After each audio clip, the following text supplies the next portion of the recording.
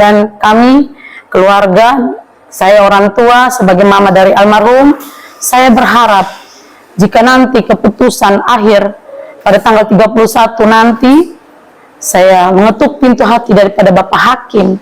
Kami berdiri di sini, saya sebagai ibu korban, ini omanya almarhum dan ini tante-tante kandungnya almarhum.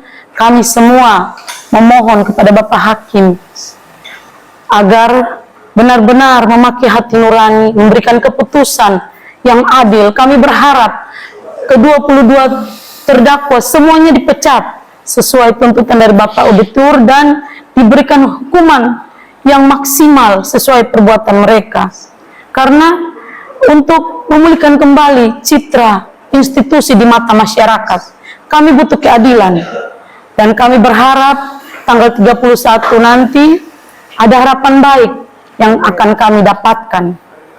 Kami berdoa semoga Bapak Auditor, terutama Bapak Hakim, diberikan kesehatan sehingga nanti di persidangan pada keputusan akhir nanti semuanya boleh berjalan dengan baik. Harapan kami hanya itu saja. Kami ingin ke-22 terdakwa dipecat. Walaupun tadi alibi ada yang menyampaikan bahwa dia sempat memberikan donor darah, itu tugas. Teman kalian sedang dalam keadaan sekarat dan membutuhkan pertolongan.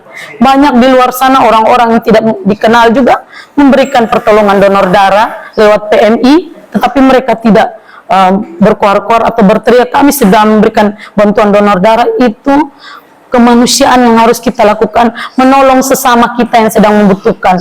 Jadi itu bukan hitung-hitungan. Kalau menurut kami itu bukan suatu hitung-hitungan, itu perbuatan amal. Karena teman kalian ini sedang dalam keadaan darurat, membutuhkan pertolongan. Kalian wajib memberikan pertolongan. Jadi itu yang kami sesalkan. Kalian donor darah saja, kalian menyampaikan dan itu masuk hitungan. Sebenarnya itu kan perbuatan kemanusiaan yang kalian harus lakukan. Jadi harapan kami agar nanti di keputusan akhir, mohon Bapak Hakim yang mulia, kami keluarga, saya ibu kandung korban berharap dan memohon agar ke-22 terdakwa semuanya dipecat. Mereka tidak pantas memakai seragam kebanggaan. Kami cinta TNI, kami sayang institusi ini, kami sangat sayang karena kami dibesarkan dari keluarga semuanya lingkungan TNI juga. Jadi kami berharap kembalikan citra baik institusi ini agar masyarakat bisa percaya kembali. Kami berharap tanggal 31 nanti ada harapan baik buat kami keluarga, ada keadilan buat kami keluarga. Kami mengikuti persidangan dari awal dan kami ingin agar ke-22 terdakwa semuanya dipecat dari institusi ini. Hilangkan 22 orang ini agar institusi kembali pulih, kembali baik di mata masyarakat. Mungkin bagaimana dengan pernyataan yang Maiti buat yang tadi terlihat dalam duplikat nasihat bahwa memaafkan pernyataan untuk terdakwa 8 itu bisa dijelaskan? Itu saya menjelaskan waktu itu terdakwa 8 itu datang ke rumah sebelum dia ditahan. Kami kan keluarga tidak mengetahui apa yang terjadi karena kami belum terdakwa dan Made Juni. Kami belum tahu seperti apa kronologinya. Sedangkan dia datang menyampaikan bahwa dia hanya BAP. Dia hanya BAP, Richard dan Lucky. Nah, di situ dia mohon kepada saya, kakak tolong berikan saya maaf karena saya tidak ikut terlibat. Saya hanya mem-BAP saja. Jadi saya bilang, betul, saya berani sumpah, saya tidak ikut melakukan apapun terhadap almarhum maupun terhadap Richard. Disitulah dia meminta saya untuk membuat surat pernyataan itu dan disaksikan ada perwakilan satu Pratunapu, dan Pratunapu itu juga mengiyakan. Jadi isi pernyataannya bahwa dia tidak terlibat dengan Lucky, kematiannya almarhum dia tidak terlibat sama sekali. Jadi kami juga tidak mengetahui sama sekali karena kan dari awal kami pikir kalau memang dia terlibat tidak mungkin dia diutus datang mengantar jenazah, mengantar kami. Kalau memang dia terlibat otomatis pasti dia sudah ditahan. Jadi waktu itu dia datang ke rumah, dia menyampaikan seperti itu. Kakak, saya tidak terlibat sama sekali dalam kematian almarhum. Saya hanya ikut mengambil keterangan BAP, itu saja. Tetapi dari pemeriksaan Mama waktu hadir di POM diambil keterangan bahwa itu tidak dipakai, itu tidak ada fungsinya sama sekali. Permintaan maaf itu nanti di saat di dalam persidangan itu baru real, karena orang tua korban, keluarga korban sudah mengetahui jalan cerita sebenarnya. Itu yang terjadi sebenarnya. Tapi tadi juga penasihat hukum tetap menekankan bahwa apa yang dilakukan oleh 17 terdakwa itu adalah bentuk pembinaan, tidak ada unsur kejahatan maupun niat untuk Sekarang kita mau bilang pembinaan seperti apa yang sampai menghilangkan nyawa orang? Itu yang kami sesalkan. Tidak ada pembinaan yang sampai menghilangkan nyawa orang. Itu sudah termasuk pembunuhan. Jadi alibi apapun, pembelaan apapun mereka sampaikan para pihak terdakwa, kami tidak membenarkannya. Karena ini menghilangkan nyawa anak kami. Ada proses hukum. Mereka saja yang sudah melakukan seperti itu masih diproses hukum. Kalau memang anak saya terbukti jika bersalah, proses hukum. Terakhir ada pemecatan, kami terima anak kami. Kami terima terlepas apapun kesalahan yang dilakukan almarhumnya. Karena kan belum terbukti sekarang apa motif yang mereka sampai lakukan terhadap almarhum. Motif sebenarnya kami keluarga tidak mengetahui sampai saat ini. Jadi kami tidak membenarkan itu. Kami tetap. Saya tambah sedikit, oke. Baik, bicara tentang pembinaan, pasti seluruh masyarakat Indonesia paham ya. Membina yang benar sesuai aturan TNI, semua pasti tahu. Kalau yang terjadi terhadap almarhum dilakukan secara kontinu selama 3 hari.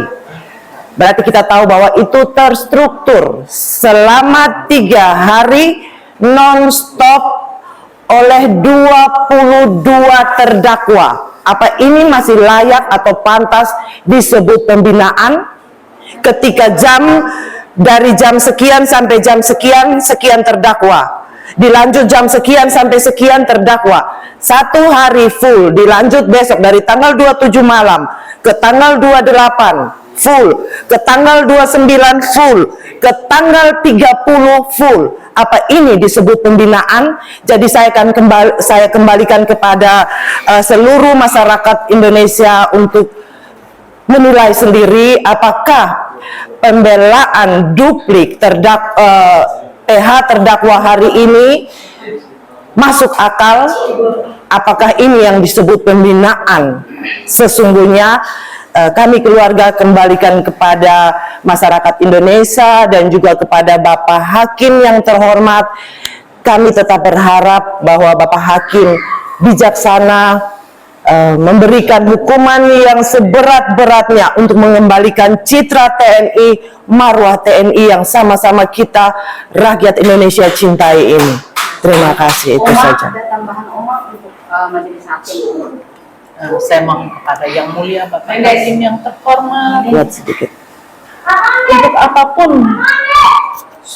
alibi alasan yang dipakai oleh penasihat hukum saat ini yang kami dengar sama-sama, mohon kebijaksanaan Bapak Yang Mulia Bapak Hakim untuk memikir dan menilai kembali Bapak, karena anak kami sudah mati Bapak, tidak akan mungkin hidup lagi Bapak, sudah tidak bisa, apapun itu mau tidak bisa dikembalikan lagi Bapak.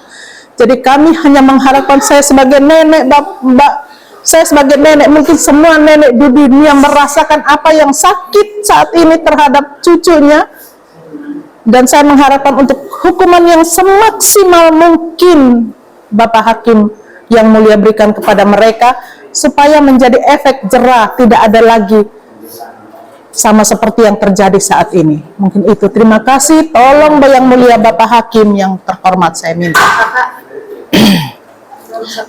Baik, terima kasih. Saya Mei Peggy, saya kakak dari Ma Epi. Ini kali pertama saya hadir di persidangan ini dan sempat tadi sedikit emosional karena saya hari ini berhadapan langsung dengan para tersangka yang di benak saya, mereka yang memukul anak kami, ponakan kami, sampai menegang nyawa seperti itu gitu. Jadi untuk harapan kami sebagai keluarga, harapan kami sebagai mama besar, saya sebagai mama besar, bahkan waktu pembaretan saya yang hadir gitu ya, berharap hukuman yang seberat-beratnya, hukuman yang setimpal kepada setiap tersangka yang melakukan perbuatan kejam, keji sampai anak kami meninggal. Kami berharap hukuman yang seberat-beratnya, yang setimpal dengan semua perbuatan yang mereka lakukan, sehingga apa yang kami harapkan itu boleh tercapai gitu. Kami merasa beban kami selama ini boleh lega, karena kalau sampai mereka dibebaskan, dilepaskan dan tidak dihukum seberat-beratnya, kepercayaan kami sebagai keluarga terhadap institusi akan hilang. Bahkan Mbak, saya percaya seluruh rakyat Indonesia akan hilang kepercayaan kepada institusi. Jadi hari ini kami berharap pada saat keputusan nanti, putusan hakim nanti, benar-benar hakim akan memberikan keputusan yang berdasarkan hati nurani dan yang sesuai dengan peraturan yang berlaku, dan kami percaya itu hukuman yang terbaik dan seberat-beratnya. Terima kasih. Ini yang terakhir, Mbak Epi. Kita tahu bahwa saksi-saksi yang lain juga sebelumnya Mbak Epi bilang akan mereka kemungkinan juga berpotensi menjadi tersangka. Mbak Epi akan melaporkan nanti.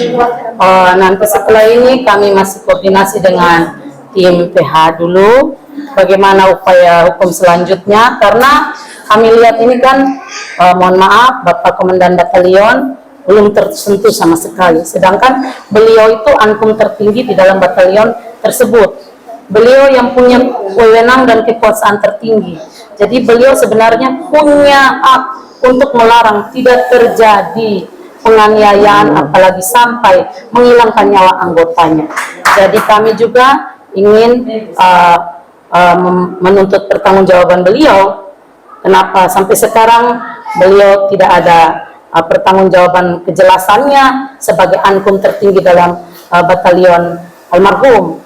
Jadi mungkin nanti setelah ini kami akan duduk berkoordinasi lagi dengan PH, Bapak Ahmad Bumi dan tim untuk melakukan tindakan hukum selanjutnya. Terima kasih, Mbak Epi. Terima kasih semuanya.